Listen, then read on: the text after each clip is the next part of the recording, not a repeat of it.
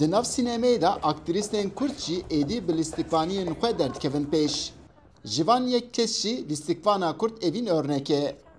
Ew ji bajarê Mêrdînê û di zaroketiya xwe de heta niha li Stenbolê jiyana xwe didomîne.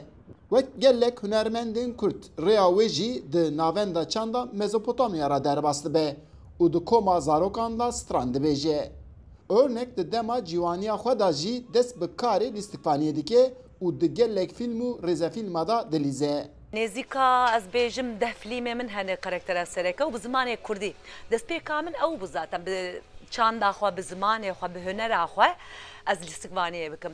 Paşê jî ji sala newt û duwa heta îsal gelek film, gelek sînema, gelek rêzefîlm, gelek şano, dublaj, wergervanî û bi taybetî tiştek û kêfa min jêr tê bi zimanê dayîka xwe ez vî karî dikim. Di bingeha serkeftina xwe de örnek diya xwe nîşan dide. Ew radigîne ku heke diya wê neba pêkan nebû ku ew bi karê huner ra eleqeder biba.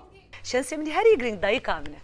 Ez li vir ji bo dayîka xwe silav û rêz dişînim ku ez xwedî dayîkekî wisa me ku ji min bû rêber ez hatim vî emrî.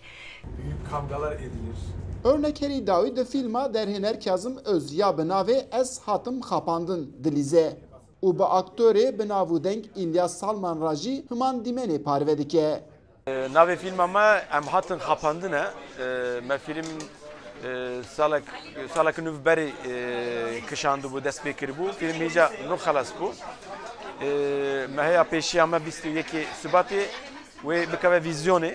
Çalıştığım filmler içerisinde Min heta niha di gelek filman da lîst. Lê ev kar di demê dawî da ji bo min karê herî baş bû.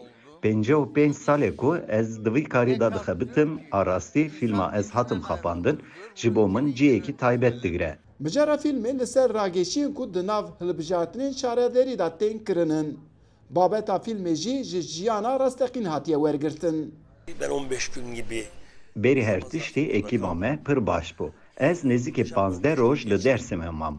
Ji bo min demekî bêhempa bû. Bizim için orada film çekmek... Ji bo me li Dêrsimê film kişandin gelek baş bû. Di vê filmê da em li ser babetên giring ra westiyan û fikrekî baş pêk hat. Evîn örnek dema behsa vê filmê dike radigîne ku di bingeha kişandina vê filmê da çand û erdnîgeriya Dêrsimê ciyê herî berfireh digire. Ev proje armanca wê heye. Em bêjin me li Dêrsim kişand munzûr e. Zimanek ku dibe ku wenda be bi zazakî nêvê bi kurmancî nêvê bi zazakî me kişand. Yani derdê me heye di vê filmê de ama bi awayekî pêkenî. Ji ber ku film bi mantıqa sînemaya serbixwe hatiye kişandin. Şert û mercên zehmet bin jî lê ew di nav seteka gelekî kêfxweş da ev berhem afirandine.